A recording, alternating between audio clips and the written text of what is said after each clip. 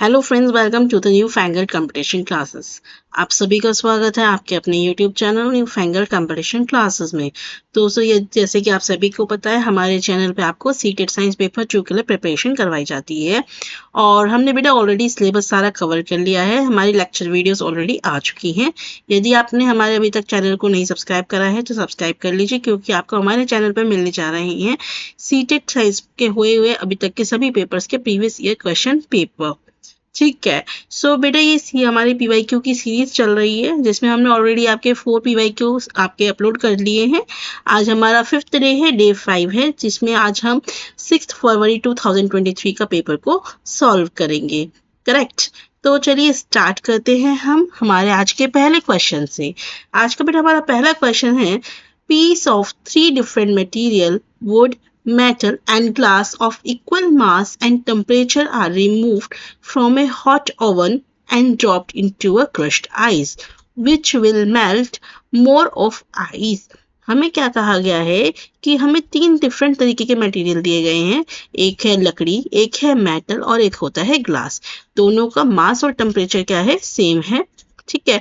तो इसमें हमने क्या करा बेटा, आपको इन्होंने एक गर्म अवन से हटाया और उसे एक आइस के ऊपर रख दिया। तीनों चीजों को गर्म करके अवन से हटा के उन तीनों ही चीजों को क्या करना, हमने आइस के ऊपर रख दिया। जब हम बेटा आइस के ऊपर रखेंगे तो सीधी सी बात है, हमारी जो तीनों चीजों की हीट होगी वो कहाँ पे ट्रांसफर होगी, आपकी आइस के अंदर ट्रांसफर होगी। कहाँ ट्रांसफर होगी, आइस के अंदर ट्रांसफर होगी। अब हमें बताना है इन तीनों चीजों में से कौन सी चीज ज्यादा हीट ट्रांसफर करेगी। ठीक है। तो बेटा क्या होता है, हीट हमारे 3 फैक्टर्स पे डिपेंड करती है। पहली मास पे, दूसरी स्पेसिफिक हीट कैपेसिटी पे और तीसरी हमारी टेम्परेचर पे। ये हमेशा याद रखिएगा बेटा, हीट ट्रांसफर का फॉर्मूला कहता है हीट हमारी 3 चीजों के ऊपर डिपेंड करती है। पहली मास पे, दूसरी टेम्परेचर पे, तीसरी स्पेसिफिक हीट कैपेसिटी के ऊपर।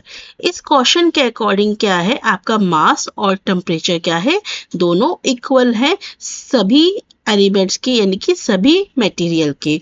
तो इतना तो पक्का है कि इसका जो इफेक्ट है वो मास और टेम्परेचर से नहीं पड़ेगा। तो फिर थर्ड फैक्टर क्या है जिससे फर्क पड़ेगा, वो होता है बेटा स्पेसिफिक हीट कैपेसिटी। क्या होती है, स्पेसिफिक हीट कैपेसिटी। अभी हम इतना डीपर में नहीं जाएंगे कि स्पेसिफिक हीट कैपेसिटी क्या होती है। अभी हमारे समझने के लिए बेटा इतना ही है कि वो मटेरियल जिसकी लोअर स्पेसिफिक हीट कैपेसिटी होती है वो अपने सराउंडिंग में ज्यादा हीट देता है।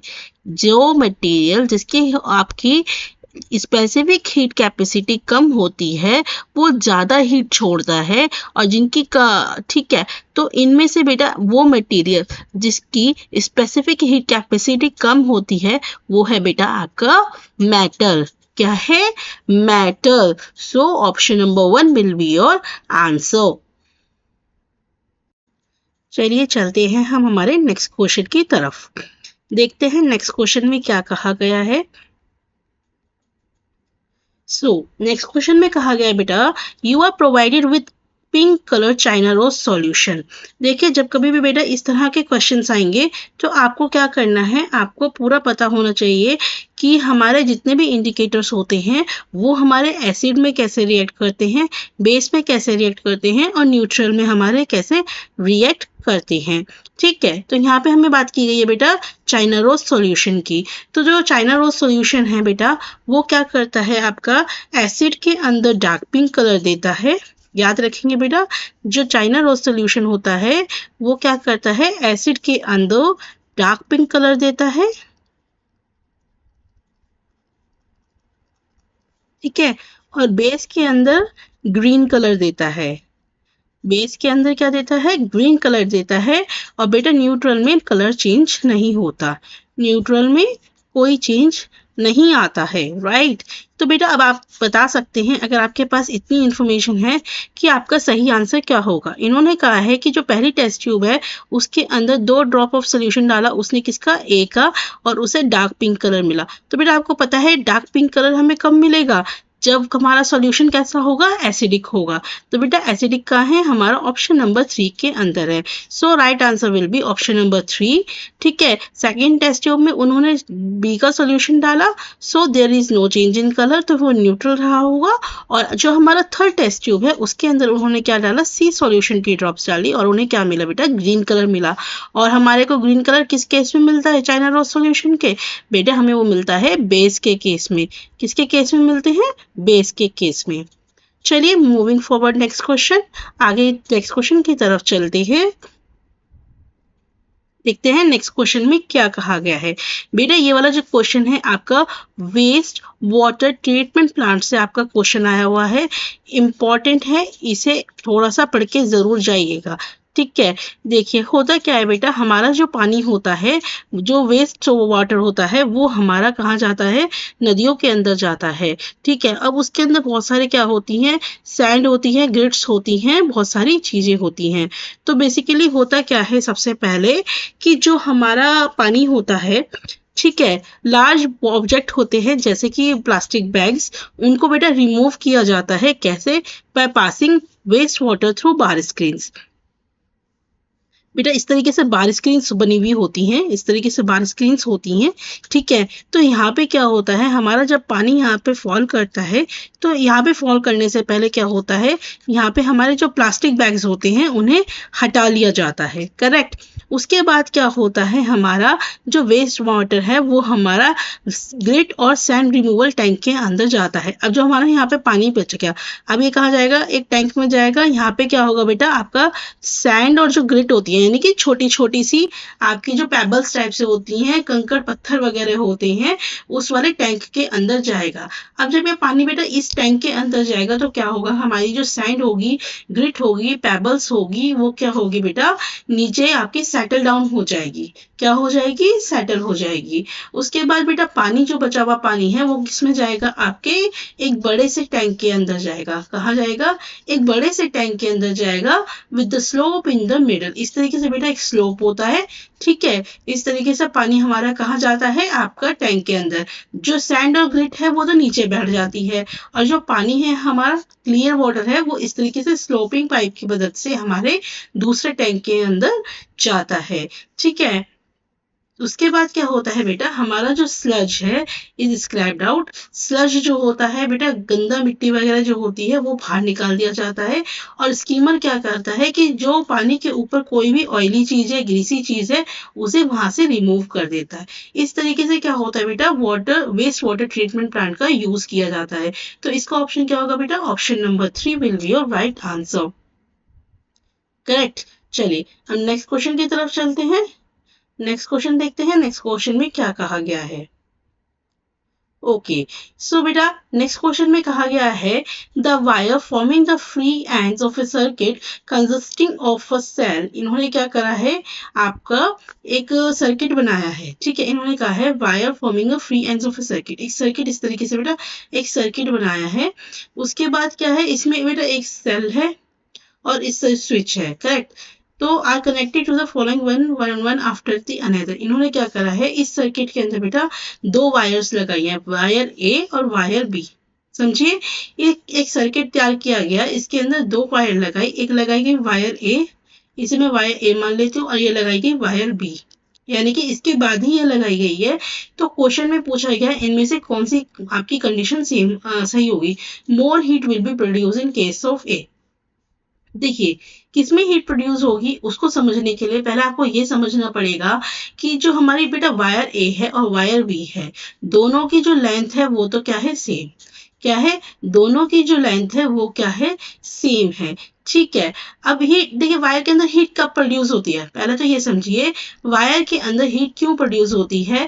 वो वायर के अंदर हीट बेटा इसलिए प्रोड्यूस होती है कि जब सेल में से जब हमारा सेल कनेक्ट होता है और हमारा जब स्विच ऑन होता है, तो क्या होता है बेटा, इलेक्ट्रॉन्स का फ्लो होता है। क्या होता है, इलेक्ट्रॉन्स का फ्लो होता है।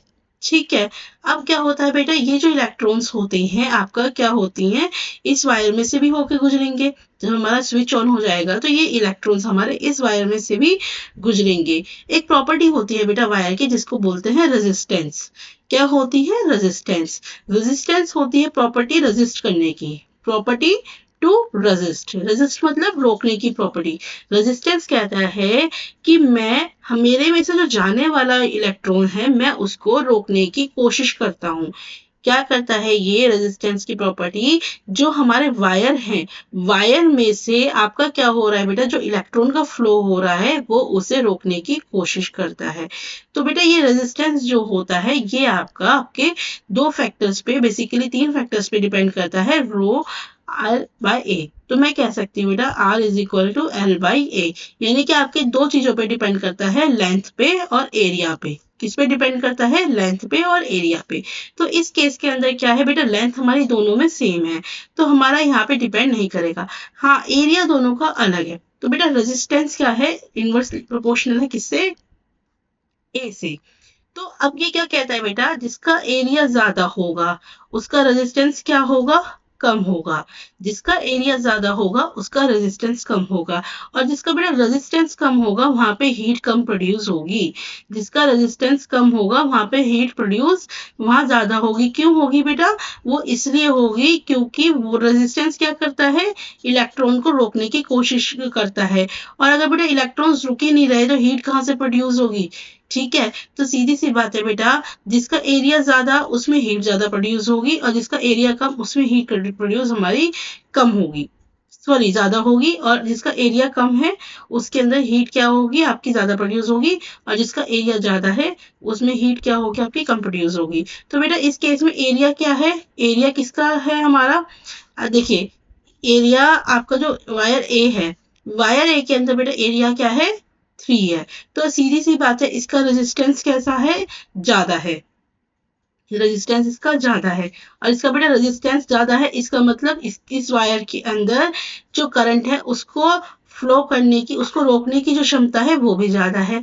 और जब भी करंट ज्यादा रोकेगा तो बेटा क्या होगा? आपकी हीट भी ज्यादा प्रोड्यूस होगी। तो option number 1 will be your right answer.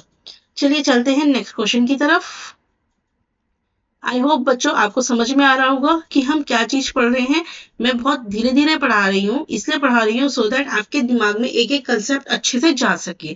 देखिए, सीटेट एक ऐसा एग्जाम है जहाँ यदि आप प्रीवियस ईयर के क्वेश्चंस भी करके चले जाते हैं तो यकीन मानिए आपके 50 to 60% चांसेस जो हैं एग्जाम क्लियर करने के बहुत ज्यादा बढ़ जाते हैं। क्योंकि आपके जो सीटेट है वो आपके जो क्वेश्चन बनाता है वो based on previous year question ही बनाता है। चलिए बेटा, आगे बढ़ने से पहले मैं आप सभी को बताना चाहूंगी कि बच्चों आपके प्रॉपर आपके अपडेटेड सिलेबस के हिसाब से आपके जो नोट्स हैं वो बिल्कुल प्रिपेयर हैं। जो भी बच्चे नोट्स को परचेज करने में इंटरेस्टेड है वो मेरे को इस नंबर पे व्हाट्सएप कर सकते हैं। आपको इन नोट्स के साथ साथ बेटा आपको फुल सपोर्ट मिलेगा आपके एग्जाम क्लियर होने तक। प्लस बेटा याद रखिएगा, इसमें हम आपको कंटेंट के नोट्स भी दे रहे हैं, प्लस साथ में मैं आपको दे रही हूँ बेटा पेडोलॉजी के नोट्स, जो ज्यादातर बच्चों को नहीं मिल पाते। ज्यादातर बच्चे पेडोलॉजी के लिए परेशान रहते हैं, इसलिए जो बच्चे पेडोलॉजी को लेके परेशान है वो बिल्कुल भी परेशान मत होइए। आप इस नंबर पे व्हाट्सएप कीजिए, आपको बेटा दोनों ही तरह के नोट्स आपके अवेलेबल हो जाएंगे। प्लस आपको कभी भी किसी क्वेश्चन में या किसी कंसेप्ट में दिक्कत है तो आप मुझे इस नंबर पे व्हाट्सएप करके बता सकते हैं। ठीक है, तो चलिए बेटा क्वेश्चन पढ़ते हैं। हमारा बेटा क्या है, दो रिएक्शंस दे रखी हैं और हमें पूछा गया है कि हमारा ये कौन सा रिएक्शन है। तो पहले बेटा रिएक्शन समझिए क्या होता है।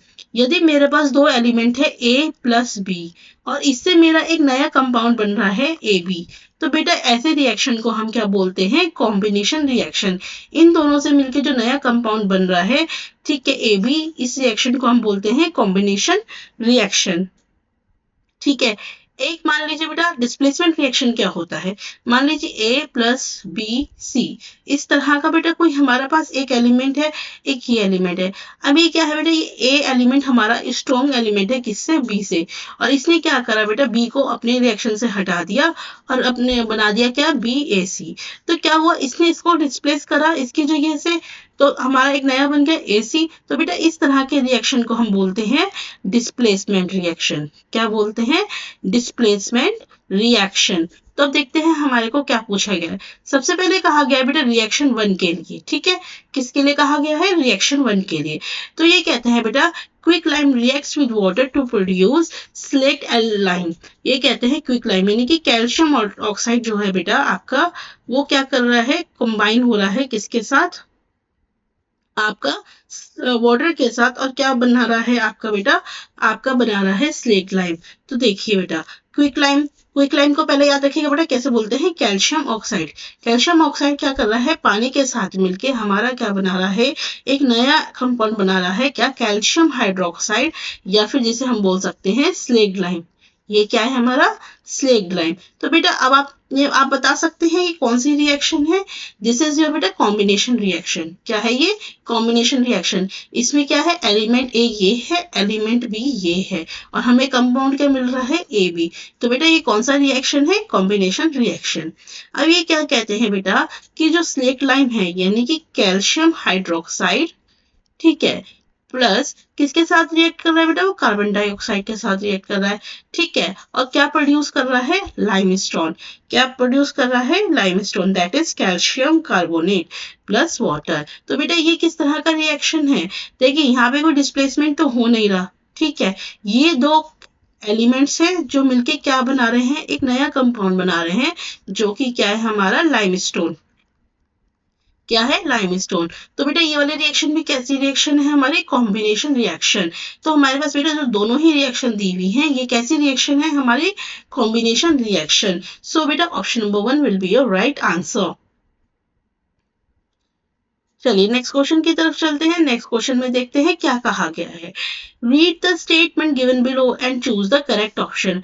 हमें क्या करना है, स्टेटमेंट को पढ़ना है और सही ऑप्शन बनाना है। ये कहते हैं बेटा कि आपका असर्शन दिया हुआ है पिक्चर प्लांट्स ट्रैप इंसेक्ट। तो ये कहते हैं पिक्चर प्लांट आपका इंसेक्ट को ट्रैप करता है। बिल्कुल सही बात है बेटा। इस तरीके से हमारा एक पिक्चर प्लांट होता है, इस तरीके का बना हुआ होता है। इसमें क्या होता है बेटा, हेयर्स होते हैं। क्या होते हैं, हेयर्स होते हैं।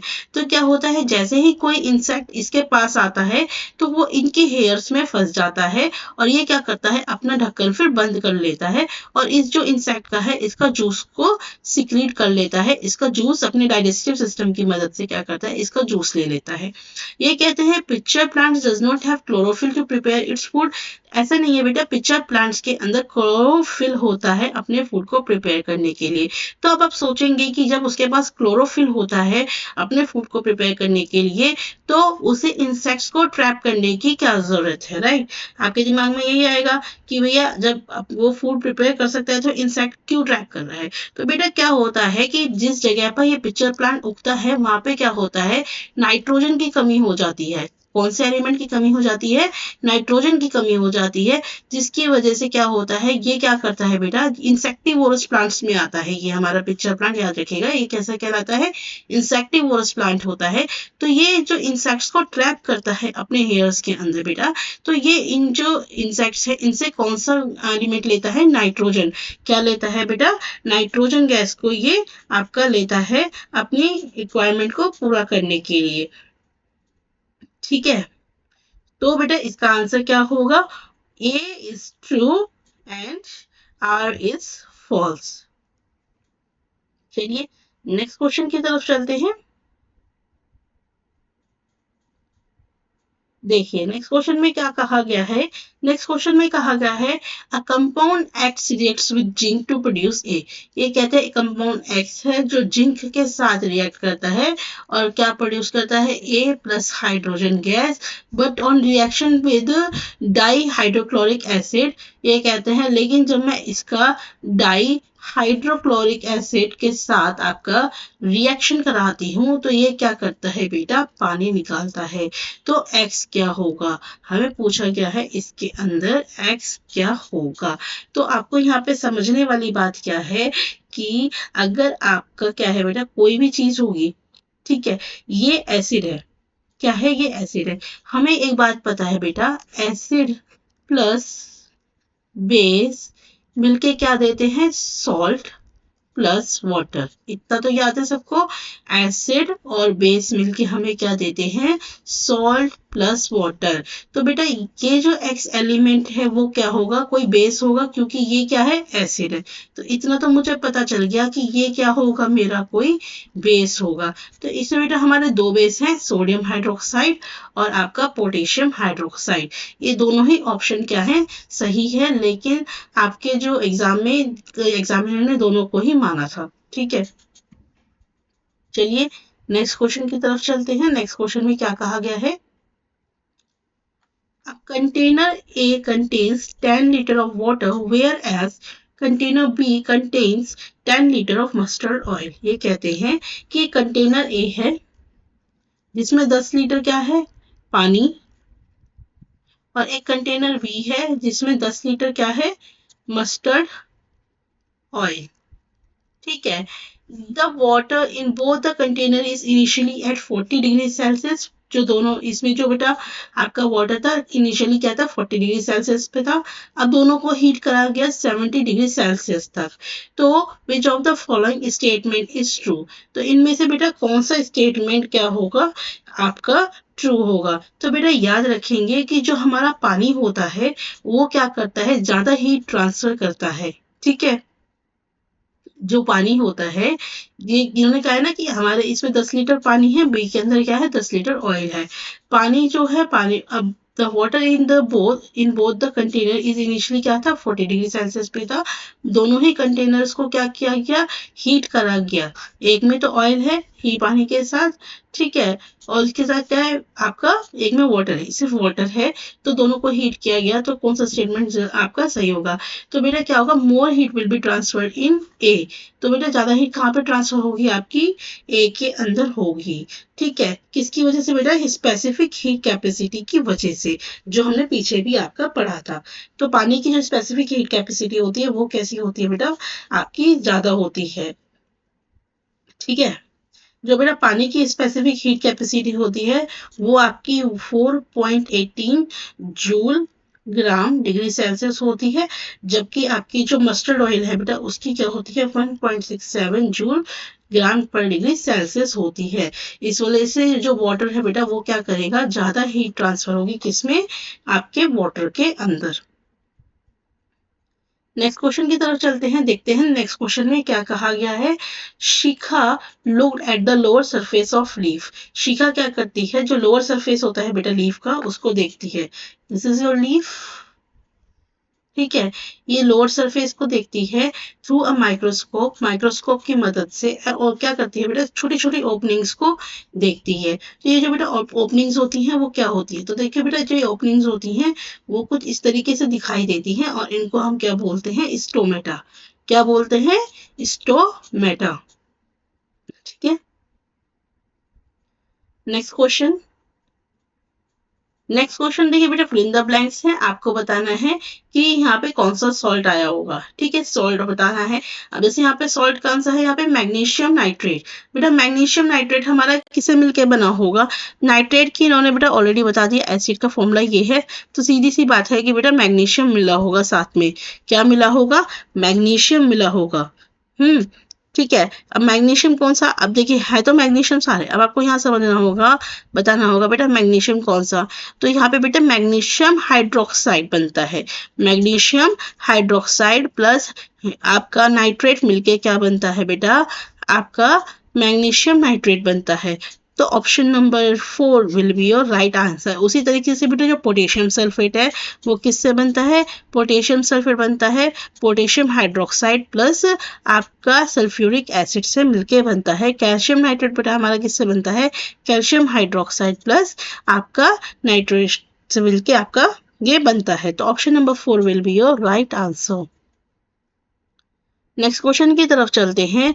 नेक्स्ट क्वेश्चन में कहा गया है, a student is trying to find the approximate focal length of a convex lens.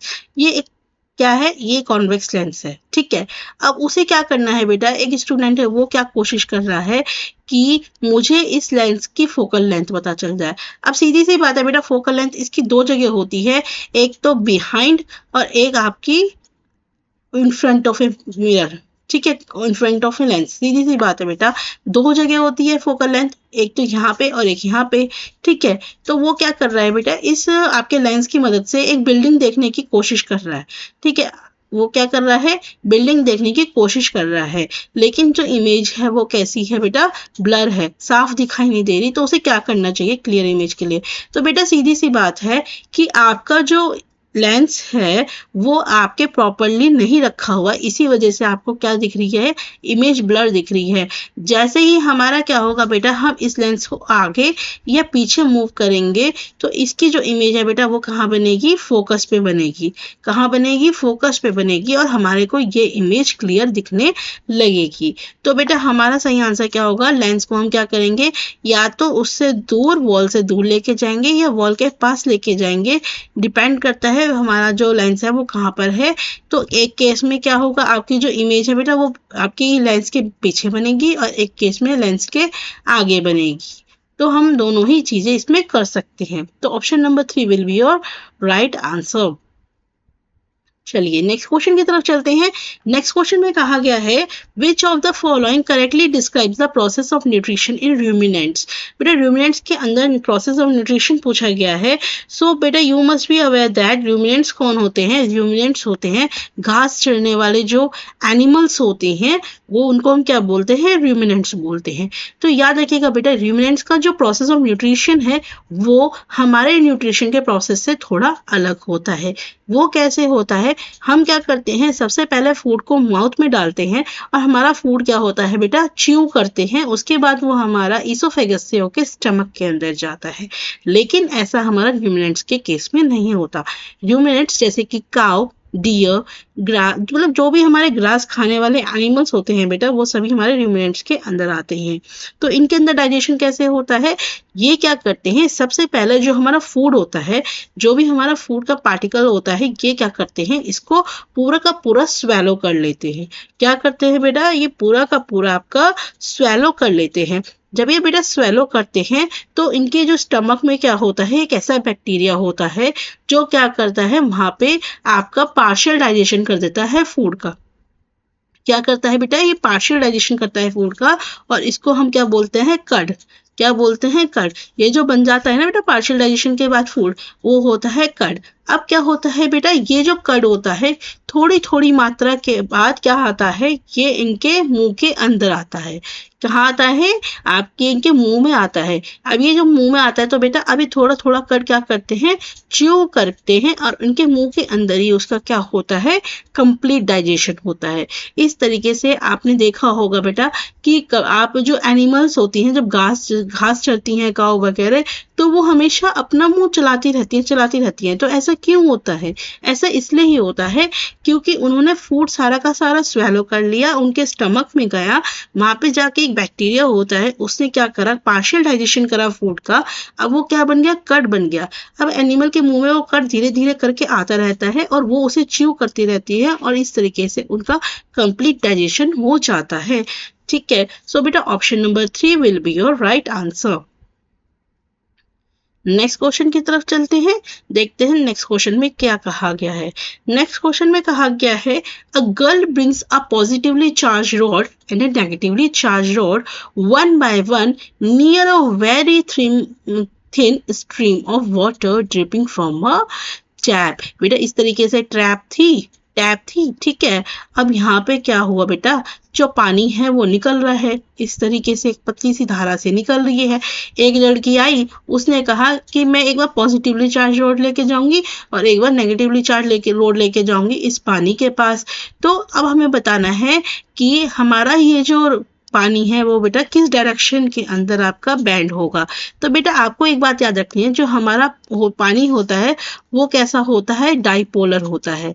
क्या होता है, डाइपोलर। डाइपोलर का मतलब क्या होता है, इसका क्या है, H2O, यानी कि एक एलिमेंट बेटा हमारा पॉजिटिव होता है और एक एलिमेंट हमारा क्या होता है, नेगेटिव होता है। क्या होता है, पॉजिटिव होता है और नेगेटिव होता है। ठीक है। तो क्या होगा बेटा इस केस के अंदर कि जब वो पॉजिटिव वाला चार्ज रॉड लेके जाएगी तो पॉजिटिव जो उसका पॉजिटिव वाला होगा वो रिपेल करेगा और पानी आपका पीछे की तरफ जाएगा, और जब वो नेगेटिव वाला लेके जाएगी तब भी ऐसा ही होगा नेगेटिव वाला। तो इस केस के अंदर क्या होगा बेटा कि हमारा क्या होगा towards both positively charge rod as well as negatively charge rod. ये कहते हैं किस डायरेक्शन में आपका वाटर स्ट्रीम बेंड होगा, तो आपका पॉजिटिवली चार्ज रोड और नेगेटिवली चार्ज रोड दोनों की ही डायरेक्शन में हमारा बेटा होगा। सो option number 2 will be your right answer. Next question पे चलते हैं बेटा। नेक्स्ट क्वेश्चन देखते हैं क्या है। नेक्स्ट क्वेश्चन में कहा गया है what are A and B. हमें बताना है बेटा ए और बी क्या है। Process of seeping of water in the ground. बेटा वो प्रोसेस जिसमें क्या होता है पानी धीरे धीरे धीरे करके बेटा आपका ग्राउंड के अंदर जाता है, उस प्रोसेस को हम बोलते हैं इनफिल्ट्रेशन। क्या बोलते हैं? Infiltration. Ground water stored between the layer of hard rocks below the water table. इसमें क्या होता है बेटा पानी जो होता है हमारी वाटर टेबल से नीचे भी जाके हार्ड रॉक्स जो मोटी मोटी चट्टाने होती है ना बेटा वहां पे जाके स्टोर हो जाता है, तो उसे हम बोलते हैं बेटा एक्वीफर्स। क्या बोलते हैं? एक्वीफर बोलते हैं। ठीक है। So option number 1 will be your right answer. Coming to the next question, देखते हैं नेक्स्ट क्वेश्चन क्या कहा गया है। Which of the following is true regarding pollination. Pollination के बारे में इनमें से कौन सी बात सही गई है? तो बेटा सबसे पहले आपको समझना होगा पॉलिनेशन किस में होता है, आपका फ्लावर्स में होता है। क्या होता है? फ्लावर्स के होता है। अगर आपसे पूछा जाए कि प्लांट्स के अंदर रिप्रोडक्टिव पार्ट कौन सा होता है, तो बेटा फ्लावर्स या होते हैं वो प्रजनन अंग होते हैं। प्लांट्स के जो प्रजनन अंग होते हैं वो क्या होते हैं? फ्लावर्स होते हैं। बेटा इसमें भी हमारे दो पार्ट होते हैं, मेल पार्ट होता है और फीमेल पार्ट होता है। ठीक है। तो क्या होता है पॉलिनेशन एक ऐसा प्रोसेस होता है आपका जिसमें पॉलन ग्रेन का ट्रांसफर होता है। किसका ट्रांसफर होता है? पॉलन ग्रेन का ट्रांसफर होता है। कहाँ से कहाँ पे? Anther to stigma. कहाँ होता है बेटा? याद रख लीजिए एंथर टू स्टिग्मा। ठीक है। Anther is your male part and stigma is your female part. बाकी बेटा डिटेल के अंदर हमने लेक्चर में किया हुआ है, आप लेक्चर को जरूर देखिएगा। तो पॉलिनेशन क्या होता है? Transfer of pollen grain from anther to stigma, यानी कि option number 3 will be your right answer. Next question है बेटा few drops of sulphuric acid are added to copper sulphate powder. कुछ ड्रॉप्स जो है बेटा आपके सल्फ्यूरिक एसिड की ऐड की गई है कॉपर सल्फेट यानी कि पाउडर के अंदर और in a small amount of water. देखिए यहाँ से तो बेटा आपको सबको पता चल गया होगा ये कौन सा चेंज है, आपका केमिकल चेंज है। स्टेप ए क्या है? केमिकल चेंज है। On cooling above blue colour crystals are separated. देखिए जब भी बेटा क्रिस्टल वर्ड आ जाएगा ना, क्रिस्टल आर सेपरेटेड या क्रिस्टलाइजेशन हुआ, तो ये बेटा crystallisation is your physical change. Physical change याद रखिएगा, crystallisation is always your physical change. Crystal बनाना जो होता है आपका फिजिकल चेंज के अंदर आता है। तो बेटा इसका सही आंसर क्या होगा? Step A is chemical change and step B is a physical change, यानी कि option number 3 will be your right answer. Next question की तरफ चलते हैं। नेक्स्ट क्वेश्चन बेटा मैच द फॉलोइंग है। तो बेटा ये तो आप सभी को पता है फॉर्मिक एसिड बेटा हमारा किस में होता है? बी स्टिंग में होता है। ठीक है। एसिटिक एसिड हमारा विनेगर के अंदर होता है। ठीक। आपका मैलिक एसिड बेटा आपका किसके अंदर होता है जल्दी से बताइए, और ऑक्जेलिक एसिड में क्या होता है? ठीक है। तो बेटा आपका जो ऑक्जेलिक एसिड होता है टोमेटो के अंदर होता है और मैलिक एसिड आपका एप्पल के अंदर होता है। So option number 3 will be your right answer. ये बेटा ये पूरा का पूरा आपको टेबल मैंने आपके नोट्स के अंदर दिया हुआ है, आप उसे एक बार रीड करके जाइएगा तो आपको समझ में आ जाएगा। चलिए नेक्स्ट क्वेश्चन है read the following statement below and choose the correct option. हमें बेटा स्टेटमेंट पढ़ना है और करेक्ट ऑप्शन को पता करना है। हमारे पास दो स्टेटमेंट दिए गए हैं, स्टेटमेंट 1 एंड स्टेटमेंट 2। ये कहते हैं कि ये जो सितारिस्ट होते हैं अगर ये आपके जो स्ट्रिंग्स हैं इस तरीके से देखिए सितार है, दिस इज योर सितार। ठीक है। अब ये मैंने एक सितार बना दिया, अब इसके अंदर क्या है? स्ट्रिंग्स लगा दी। ये कहते हैं कि ये जो सितार होता है बेटा, अगर इसके जो स्ट्रिंग्स हैं उसे क्या कर दे, हम टाइट कर दे, तो उससे पिच जो है वो डिक्रीज हो जाएगी। बेटा एक बात समझिए, यदि मैं सितार को टाइट कर दूं तो अब जब मैं इसको रिंग करूंगी, जब इस तरह को हिलाऊंगी, तो आपके जो ये रिंग, ये हिलने की जो फ्रीक्वेंसी है वो बढ़ जाएगी। अब बेटा फ्रीक्वेंसी बढ़ेगी तो क्या होगी, पिच भी तो बढ़ेगी। पिच क्या होती है, पिच होती है number of frequency per unit time. क्या होती है, number of frequency per unit time हमें पिच बताता है। और यदि मैंने वायर को टाइट कर दिया एंड जब उसके बाद अब उसको यूज करेंगे तो उसमें क्या होगी, उसकी जो फ्रीक्वेंसी है बढ़ जाएगी। और बेटा जब फ्रीक्वेंसी बढ़ेगी तो क्या हो जाएगी, पिच आपकी क्या हो जाएगी, हाई हो जाएगी, ना कि कैसी हो जाएगी आपकी पिच घटेगी नहीं। तो tightening of string of a sitar decreases the pitch of a sound produced by it। तो ये आपका स्टेटमेंट गलत है। The pitch of sound depends on the tension of string, ये बात सही है। तो बेटा ऑप्शन नंबर 3 आपका सही ऑप्शन होगा। S1 is false and S1 S2 is true. I hope बच्चों आपको समझ में आ रहा है। और अगर आपको बेटा समझ में आ रहा है तो मुझे कमेंट बॉक्स में ज़रूर बताइएगा कि आपको हमारी क्लास कैसी लगती है, और अपने फ्रेंड्स के साथ भी ज़रूर शेयर कीजिएगा। किसी भी तरह की कोई दिक्कत हो तो आप मुझे व्हाट्सएप पे मैसेज कर सकते हैं। I will try my best कि आपको अर्लीस्ट रिप्लाई करें, ठीक है। चलिए नेक्स्ट क्वेश्चन की तरफ चलते हैं। नेक्स्ट क्वेश्चन में कहा गया बेटा, anaerobic aspiration takes place during heavy exercise. बेटा दो तरह का रेस्पिरेशन होता है, एक होता है एरोबिक रेस्पिरेशन और एक होता है एनारोबिक एस्पिरेशन, ठीक है। अब इन दोनों में फर्क क्या होता है। एरोबिक एक्सपिरेशन बेटा जो होता है वो हमारा ऑक्सीजन की प्रेजेंस में होता है, और जो एनारोबिक एक्सपिरेशन होता है उसमें ऑक्सीजन की कमी हो जाती है, ऑक्सीजन की कमी हो जाती है। तो होता क्या है, जब हम हैवी एक्सरसाइज करते हैं तो हमारी बॉडी को क्या होता है, ऑक्सीजन की रिक्वायरमेंट बढ़ जाती है। क्या होता है, ऑक्सीजन की जो रिक्वायरमेंट है बेटा वो बढ़ जाती है। एज अ रिजल्ट क्या होता है, हमारी बॉडी बहुत ज़्यादा क्या करती है, ऑक्सीजन मांगने लगती है। बट सप्लाई तो उतना ही हो रहा है जितना इनिशियली था, जो हमारी बॉडी ने स्टोर कर रखा था। भाई जितना हमारा बॉडी के अंदर था उतनी हमें ऑक्सीजन मिल गई। तो कुछ सर्टेन टाइम के लिए क्या होता है कि हमारे बॉडी के अंदर ऑक्सीजन की कमी हो जाती है। क्या होता है, ऑक्सीजन की कमी हो जाती है। तो क्या होता है बेटा, उस टाइम जो ग्लूकोज होता है, जो फूड होता है, वो हमारा किस में कन्वर्ट हो जाता है, लैक्टिक एसिड के अंदर कन्वर्ट हो जाता है। किसके अंदर हो जाता है, लैक्टिक एसिड के अंदर कन्वर्ट हो जाता है। और इसी लैक्टिक एसिड की वजह से बेटा क्या होता है, मसल क्रैम्प्स आने लगते हैं। क्या होता है, मसल क्रैम्प्स आपके आने लगते हैं, ठीक है। तो option number 4 will be your right answer. ये कहते हैं कि इनमें से क्या चीज प्रोड्यूस होती है एनारोबिक एस्पिरेशन के दौरान, तो बेटा उसमें क्या प्रोड्यूस होती है, लैक्टिक एसिड। और जब बेटा फर्मेंटेशन का प्रोसेस होता है उसमें हमारा क्या निकलता है, कार्बन डाइऑक्साइड। क्या निकलता है आपका, कार्बन डाइऑक्साइड किस प्रोसेस में होता है, फर्मेंटेशन के अंदर हमारा निकलता है, ठीक है। और प्लस अल्कोहल भी निकलता है। चलिए नेक्स्ट क्वेश्चन देखते हैं। नेक्स्ट क्वेश्चन में क्या कहा गया है, a teacher has a wound on a long piece of copper wire around a iron nail. ये कहते हैं बेटा एक टीचर है, उसने क्या करा, वुंड किया क्या चीज, एक long piece of copper wire, मतलब ऐसे एक नेल ली, ठीक है।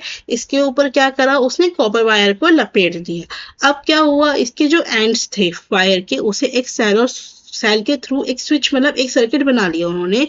तो इन्होंने पूछा है कि What will happen when the switch is closed? जब स्विच बेटा क्लोज होगा तो क्या होगा, तो बेटा याद रखिएगा, जब इस आयरन नेल के ऊपर कॉपर वायर को लपेटा और इसमें से बेटा जब हमारा करंट पास होगा, तो ये जो हमारा आपका आयरन होगा ये कैसे बिहेव करेगा, एक टेम्परेरी मैग्नेट की तरह बिहेव करेगा। इसे याद रखेंगे, ये कैसे बिहेव करेगा, आपका टेम्परेरी मैग्नेट की तरह बिहेव करेगा। और जितना ज़्यादा हम इसमें करंट पास करते चले जाएंगे उतना ही ये क्या होगा बेटा, स्ट्रॉन्ग मैग्नेट बनता चला जाएगा। जितना हम इसके अंदर से करंट पास करेंगे उतना ही ये स्ट्रॉन्ग मैग्नेट बन जाएगा। और जैसे ही हम इसके अंदर करंट पास करना बंद कर देंगे तो क्या होगा, ये हमारा वापस एक नॉर्मल आयरन नेल बन जाएगा। तो आंसर क्या होगा बेटा, iron nail will behave like a temporary magnet, ठीक है। नेक्स्ट क्वेश्चन पूछ देखते हैं क्या है। नेक्स्ट क्वेश्चन बेटा, अब आपके यहाँ से जो क्वेश्चन है वो आपके कैसे आ गए हैं, पेडोलॉजी के क्वेश्चन आ गए हैं। तो चलिए क्या कहता है, which of the following action should be emphasised by the teacher for the development of critical thinking. बेटा बच्चों के अंदर हमें क्या लानी है, क्रिटिकल थिंकिंग। क्रिटिकल थिंकिंग का मतलब क्या होता है, एक ऐसी थिंकिंग जिसमें बच्चा क्या कर सके, अपने आप को इम्प्रूव कर सके, एक्सपेरिमेंट कर सके, डिस्कवर कर सके। मतलब इन शॉर्ट कहने का मतलब है बच्चा एक पैसिव लिसनर ना हो के बल्कि क्या हो जाए, एक एक्टिव क्रिएटर हो जाए, जो एक्टिविटी करके चीजों को सीखे, उसके अंदर इम्प्रूवमेंट लाए, 10 चीजें सोचे कि ये ऐसे कर सकता हूँ, ऐसे कर सकता हूँ, ये करने से ये होगा। तो उसी को हम क्या करते हैं, क्रिटिकल थिंकिंग कहते हैं। तो बेटा हम क्रिटिकल थिंकिंग बच्चों के अंदर कब बढ़ेगी, सीधी सी बात है बेटा कि जब क्या होगा, willingness to review work done for its further improvement. जब उनके अंदर क्या होगी, एक विलिंगनेस होगी कि मुझे क्या करना है, खुद को इम्प्रूव करना है। तो वो क्या करेगा, बहुत सारे वेज ढूंढेगा अपने काम को अच्छा करने के लिए। Identify that are for and against the method adopted. जो उसने बेटा मेथड अडॉप्ट किए हैं किसी भी एक्सपेरिमेंट को करने के, उसके अच्छे पॉइंट्स, और जब वो नेगेटिव पॉइंट्स को लिखेगा तो क्या होगा, उसके अंदर क्रिटिकल थिंकिंग डेवलप होगी। और क्या होगा, इंफॉर्मेशन अबाउट द साइंटिस्ट को गैदर। बेटा साइंटिस्ट की इंफॉर्मेशन गैदर करने से बच्चा कोई क्रिटिकल थिंकिंग डेवलप नहीं करता, ठीक है। Respecting other points of view. बेटा दूसरों के पॉइंट ऑफ व्यू को रिस्पेक्ट करेगा तो फिर क्रिटिकल थिंकिंग कैसे डेवलप होगी। तो option number 3 will be your right answer, A and B will be your answer. Next question देखते हैं। नेक्स्ट क्वेश्चन क्या है, which of the following statement does not describe the science and its processes accurately. इनमें से कौन सा statement है जो कि साइंस को और उसके प्रोसेस को एक्यूरेटली डिस्क्राइब नहीं करता। तो साइंस हमारा inter disciplinary area of learning है, बिल्कुल सही बात है बेटा। साइंस में क्या होता है, हम जो सब्जेक्ट्स होते हैं उन्हें आपस में जोड़ के मिला के पढ़ते हैं। Scientist prefer a theory which explains large number of observation based on fewer assumption. सही बात है बेटा, साइंटिस्ट एक ऐसी थ्योरी प्रेफर करते हैं जो हमें ज्यादा से ज्यादा ऑब्जर्वेशन के बारे में बता सके और कम से कम एजम्पशंस के साथ, ठीक है। ये कहते हैं existing scientific theories and law may be discarded in the light of new evidence. ये तो बेटा परम सत्य है कि जैसे जैसे नए एविडेंसेस आएंगे तो हमारे जो पुराने साइंटिफिक थ्योरीज हैं, लॉज हैं, उन्हें डिस्कार्ड किया जा सकता है। ये कहते हैं a good scientific theory must not be non falsifiable. तो बेटा ये कहते हैं एक गुड साइंटिफिक थ्योरी ऐसी होनी चाहिए जिसको हम कभी गलत साबित ना कर सके। बेटा ऐसी कोई साइंटिफिक थ्योरी नहीं होती जिसको गलत साबित नहीं किया जा सकता, तभी तो साइंस हमेशा प्रोग्रेसिव होता है, साइंस हमेशा चलता रहता है, इसके अंदर नई नई नई नई चीजें आती रहती हैं। तो option number 4 will be your answer. इन्होंने पूछा कौन सी चीज साइंस को डिस्क्राइब नहीं करती, तो फॉल्सिएबल नहीं होना चाहिए, ये चीज गलत है। नेक्स्ट क्वेश्चन देखते हैं बेटा। नेक्स्ट क्वेश्चन में क्या कहा गया है, which of the following is correct. हमें पूछा गया है इनमें से कौन सी चीज सही है। पहला क्या है, liquid evaporate on heating. Liquid evaporate होता है हीटिंग पे, okay okay. Pressure is inversely proportional to the volume at a constant temperature and the number of gas moles. देखिए बेटा अब इनमें से क्या है, liquid evaporates on heating. Liquid evaporate हो रही है हीटिंग पे, ये कैसे पता चलेगा, ये तभी तो पता चलेगा जब हमने कोई एक्सपेरिमेंट करा होगा। बेटा देखिए अगर हम कोई एक्सपेरिमेंट करते हैं, ठीक है, उसका जो हमें रिजल्ट मिलता है, किसी भी जो एक्सपेरिमेंट का जो रिजल्ट होता है उसको हम क्या बोलते हैं, इन्फरेंस। क्या बोलते हैं, इन्फ्रेंस। और अब यहाँ पे क्या है आपका, देखो क्या कहा गया है, pressure is inversely proportional. Pressure हमारा किसके प्रोपोर्शनल होता है, inversely volume of the volume at constant temperature और नंबर ऑफ। तो ये क्या है बेटा, ये कंसेप्ट है, दिस इज योर कंसेप्ट। ये क्या है, कंसेप्ट है, ठीक है। प्रिंसिपल और लॉ। बेटा प्रिंसिपल क्या कहता है, प्रिंसिपल हमें एक आपको जनरलाइज चीजें बताता है कि कोई चीज कैसे होनी चाहिए, ठीक है। और लॉ आपको बताता है सेट ऑफ रूल्स। क्या कहता है, सेट ऑफ रूल्स। देखिए एक बात समझिए, मैं कह रही हूं हमारी जो रोड है, बच्चों की सेफ्टी को, लोगों की, ड्राइवर्स की सेफ्टी को देखते हुए उसे कम कर्व्ड होना चाहिए, फ्लैट होना चाहिए, ये होना चाहिए, वो होना चाहिए। तो दिस इज योर प्रिंसिपल। ये प्रिंसिपल है, हम जो जनरलाइज स्टेटमेंट बता रहे हैं कि सेफ्टी के लिए क्या क्या चीजें होनी चाहिए। लेकिन मैं कह रही हूँ कि इस गाड़ी को आप 100 की स्पीड पे ड्राइव कीजिए या 60 की स्पीड पे ड्राइव कीजिए, तो दिस इज द लॉ। आपने देखा होगा ना, drive driving 60 kilometre per hour की स्पीड से कीजिए, तो वो लॉ है। तो ये आपको यहाँ पे डिफरेंस को समझना होगा। नेक्स्ट क्वेश्चन की तरफ चलते हैं। ये कहते हैं विच of the following is an alternative conception. बेटा इनमें से कौन सा ऑल्टरनेटिव कंसेप्शन है? तो बेटा याद रखिएगा, ऑल्टरनेटिव कंसेप्शन क्या होता है? मिसअंडरस्टैंडिंग। क्या होती है? मिसअंडरस्टैंडिंग या फिर रॉन्ग कंसेप्शन। रॉन्ग कंसेप्शन, जब बच्चा किसी चीज के बारे में कोई गलत धारणा बना लेता है या इनकम्प्लीट धारणा बना लेता है, तो उसे बोलते हैं बेटा ऑल्टरनेटिव कंसेप्शन। ये किस वजह से होता है? ये इस वजह से होता है क्योंकि बच्चा उसी चीज को अपने आसपास आपका क्या है, देखता हुआ आ रहा है। इसकी वजह से क्या बन जाते हैं, बच्चे को ऑल्टरनेटिव कंसेप्शन बन जाते हैं। एग्जाम्पल के तौर पे एक बच्चा कहता है कि सन हमें बड़ा दिखाई देता है क्योंकि सन हमारे पास है, और स्टार हमें दूर दिखाई देता है क्योंकि स्टार हमसे बहुत दूर है। तो क्या हुआ, बच्चे ने अपनी डे टू डे एक्टिविटी में उस चीज को ऑब्जर्व करा, इस वजह से क्या हुआ, उसके मन में एक ऑल्टरनेटिव कंसेप्शन जनरेट हो गया। तो ये सही हो भी सकता है, but most of the time ये क्या होते हैं, गलत होते हैं। ठीक है, तो हमें बताना है बेटा इनमें से ऑल्टरनेटिव कंसेप्शन क्या है। तो बेटा यहाँ पे ऑल्टरनेटिव कंसेप्शन हमें सीधा सीधा दिखाई दे रहा है, shiny objects reflects more light than the dull objects. ये कहते हैं शाइनी ऑब्जेक्ट रिफ्लेक्ट करती है ज्यादा लाइट देन डल ऑब्जेक्ट से। तो ऐसा क्या है, ये ऑल्टरनेटिव कंसेप्शन है, ऐसा मान रखा है, बट ऐसा होगा, इट इज नॉट इम्पॉर्टेंट। ठीक है, इसके एक्सेप्शंस हमारे हमेशा अपने पास रहेंगे। ये क्या है, ये सारे स्टेटमेंट्स बेटा फैक्ट्स हैं। ये क्या है, ये फैक्ट्स हैं, but this is not a fact. तो इसमें ऑल्टरनेटिव कंसेप्शन क्या होगा, ऑप्शन नंबर 1। नेक्स्ट क्वेश्चन की तरफ चलते हैं। नेक्स्ट क्वेश्चन में देखते हैं बेटा क्या कहा गया है। Scientist undergoes paradigm shift. ये सही बात है बेटा, साइंस जो होता है उसके अंदर क्या होता है, शिफ्ट्स होती रहती हैं, यानी कि उसके अंदर चेंजेस आते रहते हैं। When several anomalous observations have accumulated, जब हमारे पास बहुत सारे ऑब्जर्वेशन इकट्ठे हो जाते हैं, तो जो एग्जिस्टिंग थ्योरी होती है उनके अंदर क्राइसिस आ जाते हैं। तो बेटा दोनों ही स्टेटमेंट सही हैं और ये आपस में एक दूसरे की व्याख्या भी सही कर रहे हैं। Next question. ओके, सो बेटा नेक्स्ट क्वेश्चन है, ये है हमारे को एक पैराग्राफ दे रखा है, हमें बताना है इस पैराग्राफ के अकॉर्डिंग ये आपकी कौन सी चीज को सही से हाईलाइट कर रहा है। तो इसमें कहा गया है एंशिएंट टाइम में पीपल जो है वो स्पार्क का कारण नहीं समझते थे, इसलिए वो लाइट से डरते थे और समझते थे कि ये सब किसकी वजह से हो रहा है, भगवान जी के गुस्से की वजह से हो रहा है। हालांकि अब हम समझते हैं कि जो लाइटनिंग होती है वो किसकी वजह से होती है, जब हमारे क्लाउड्स के अंदर चार्जेस का एक्यूमुलेशन होता है, इकट्ठा होता है, तब हमारी क्या होती है, लाइटनिंग होती है। 1752 में जो बेंजामिन फ्रैंकलिन थे उन्होंने दिखाया था लाइटिंग एंड स्पार्क जो होती है क्लोथ्स में are essentially the same phenomenon. तो इससे बेटा हमें क्या पता चलता है कि जो हमारा बेटा साइंस है वो किस पे बेस्ड है, एम्पेरिकल एविडेंसेस, यानी कि हमारे को जो उस टाइम पे एविडेंसेस अवेलेबल हैं उसके बेसिस पे ये हमारा होता है।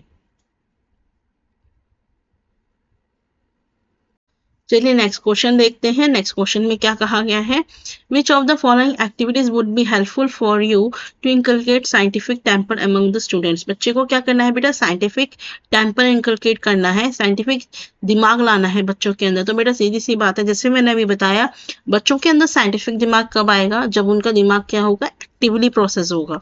क्या होगा, एक्टिवली प्रोसेस होगा। इमीडिएट एनवायरनमेंट को एक्सप्लोर कर सकते हैं। बेटा recall concept, recall is always a negative word, याद रखिएगा, रिकॉल हमेशा कैसा होता है, नेगेटिव वर्ड होता है, हमें हमेशा इसको अवॉइड करना है। एंकरेजिंग पॉजिटिव वर्ड होता है, फॉस्टरिंग पॉजिटिव वर्ड होता है। तो आपका ऑप्शन क्या होगा, A C D, option number 3। Next question की तरफ चलते हैं, देखते हैं नेक्स्ट क्वेश्चन में क्या कहा गया है। You are discussing the rusting of iron in class 7th। आप क्या कर रहे हैं बेटा, रस्टिंग ऑफ आयरन पढ़ा रहे हैं क्लास 7th में। आपने स्टूडेंट से कहा moist air is necessary for rusting of iron nail. Moist air जरूरी है आयरन नेल की रस्टिंग के लिए। एक स्टूडेंट कहता है कि अगर हम उसे गर्म पानी में रखें तो क्या आयरन नेल रस्ट होगी। तो इस तरह की क्वेरी को आप कैसे रेस्पॉन्ड करेंगे। तो बेटा हमेशा याद रखिएगा, इस तरह की क्वेरीज को हम क्या करेंगे, कोशिश करेंगे कि बच्चा खुद से एक्टिविटी करके उस चीज़ को ऑब्जर्व करे। तो क्या करेंगे, हम स्टूडेंट को एक एक्सपेरिमेंट करने के लिए कहेंगे, इन्वेस्टिगेशन करने के लिए कहेंगे, जिसमें वो क्या करेगा, नेल्स को डिफरेंट कंडीशंस में रखेगा और जो अपनी फाइंडिंग्स है वो क्लास को बताएगा। नेक्स्ट क्वेश्चन है बेटा, a teacher want to use inquiry approach to identify substances using dissolving test. Teacher क्या कर रहा है बेटा, इंक्वायरी अप्रोच का यूज कर रहा है सब्सटेंसेस को आइडेंटिफाई करने के लिए डिसॉल्विंग टेस्ट का यूज करके।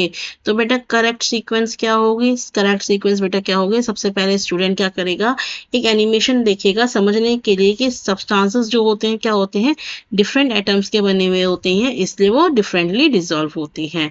उसके बाद क्या होगा, आपका स्टूडेंट को सैंपल दिए जाएंगे, ठीक है, अननोन सैंपल ABCD, जिसमें शुगर, सॉल्ट, एलम, सैंड होगा। उसके बाद वो क्या करेगा, उन सभी चीज़ों की बेटा डिफरेंट लिक्विड्स में क्या करेगा, सॉल्युबिलिटी को चेक करेगा। तो सीक्वेंस क्या होगा, ऑप्शन BAC, यानी कि ऑप्शन नंबर 2। गाइस एक लास्ट क्वेश्चन रह गया है, चलिए जल्दी से इसे भी फिनिश कर लेते हैं, फिर मिलेंगे हम हमारी नेक्स्ट वीडियो में नेक्स्ट क्वेश्चन पेपर के साथ। जिन बच्चों को वीडियो अच्छी लगे प्लीज़ लाइक, सब्सक्राइब, शेयर ज़रूर कीजिएगा।